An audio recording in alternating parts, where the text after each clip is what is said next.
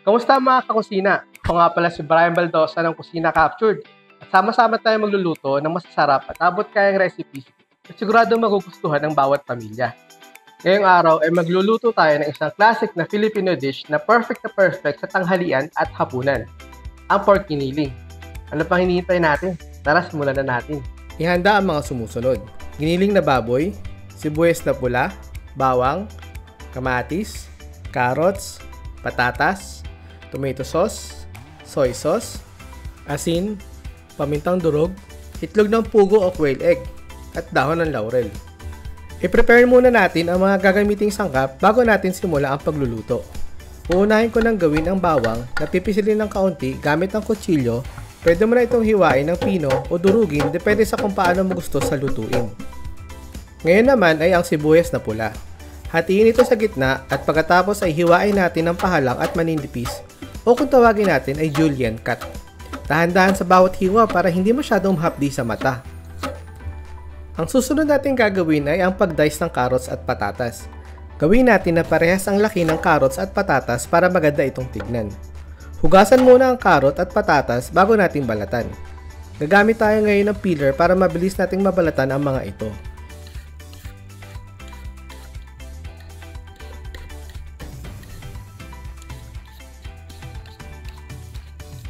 Hiwain muna natin sa maliliit na portion ang carrots at patatas bago natin ito i-dice ng maliliit.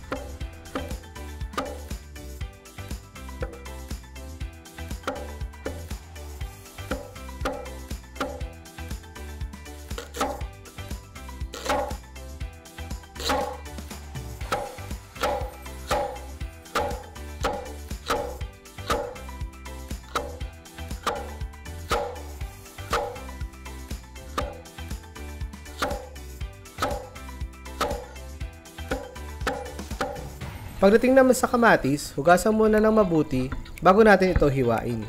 Ipatong na nakatayo ang kamatis bago ito hiwain sa apat. Ngayong nahiwa na ito, huwag natin kalimutan na tanggalin ang mga buto ng kamatis para hindi masyadong matubig ang lulutuin nating putahe. Ngayon naman ay i-dice din natin ito na halos kasing laki din ng carrots at potato. Ang una natin gagawin ay ang pagluto ng carrots at patatas. Kumuha ng malinis na kawali at pagkatapos ay buksan ang kalan. Ilagay sa hayang apoy para mabilis uminit ang ating kawali. Kapag medyo mainit na ay ilagay na natin ang mantika at ibaba natin sa medium heat ang apoy. Unahin muna natin ilagay ang carrots sa kawali at lutuin ito hanggang sa maging medyo lightly toasted ito.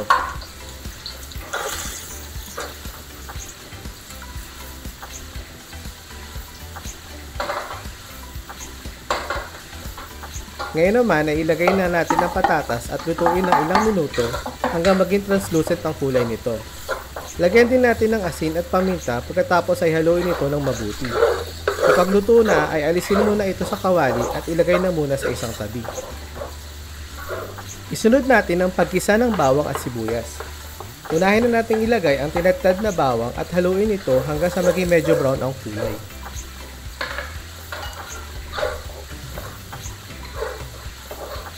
Isunod ang sibuyas sa kawali at haluin ng mabuti ang dalawang sangkap. Ngayon pa lang ay maaamoy mo na ang mabangong aroma na lalo magpapagutom sa iyo.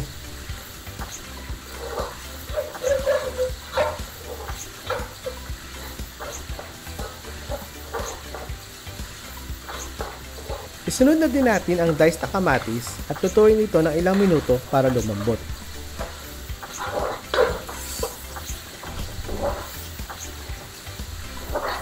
Kapag luto na ang mga aromatics ay maaari na nating ilagay ang main ingredient, ang giniling na baboy. Haluin natin ito ng mabuti kasama ang mga aromatics para ma-integrate sa baboy ang lasa ng bawat sangkap.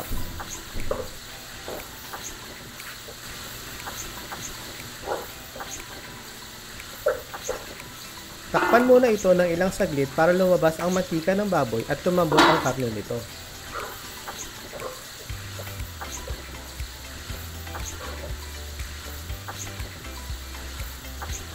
Timplahan din natin gamit ang asin at paminta na naaayon sa panlasa natin.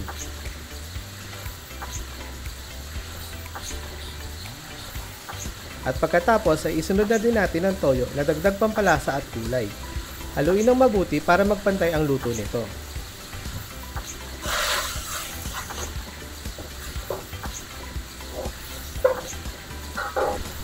Ngayon naman ay pwede na nating ilagay ang tomato sauce sa ating pork giniling. Tomato sauce nga pala at hindi tomato paste ang gagamitin natin dito sa putahe. Ilagay na natin ang tomato sauce paikot sa kawali at haluin mabuti hanggang sa ma-coat natin ang bawat karne.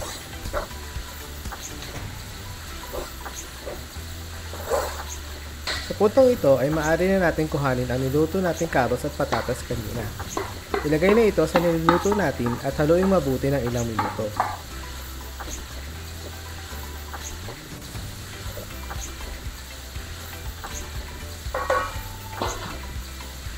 Ilagay na din natin ang dahon ng laurel at takpan ito ng ilang minuto. Ang susunod kong ilalagay na sangkap ay optional lamang pero siguradong mapapasarap nito ang ating pork giniling. Ang quail egg ay nagbibigay din ng additional na sustansya sa putahe. Karaniwan itong kasing laki ng barya pero napakayaman sa lasa at nutrients.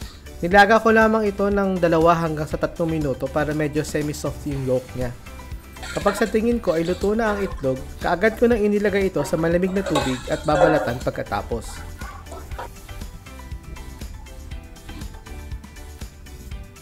Maaari na rin itong ilagay sa pork giniling saka natin haluin ng mabuti.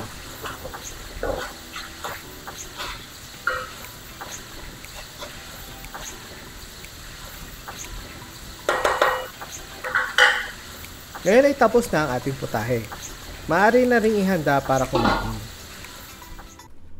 Mga kakusina, I present to you ang ating pork giniling na may itlog ng pugo.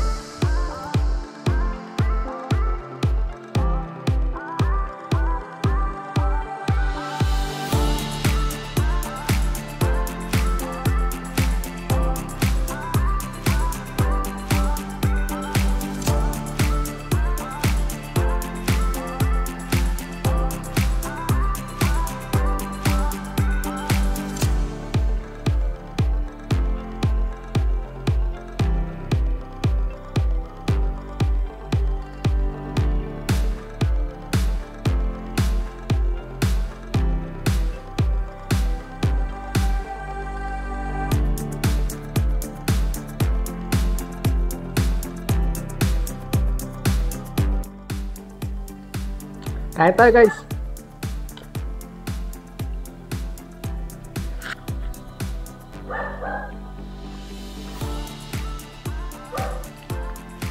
Sarap, grabe.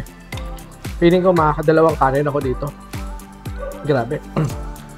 Yung alat sakto-sakto lang, no? Siyempre yung itlog, kakainin din natin.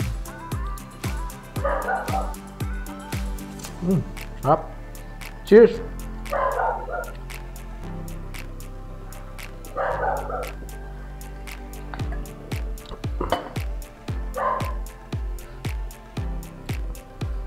Kung nagustuhan ninyo ang ating recipe, huwag kalimutang i-like ang video na ito, mag-subscribe sa Kusina Captured at i-click ang bell button para lagi kayong updated.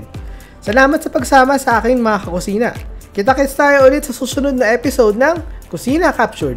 Happy cooking! Bye-bye!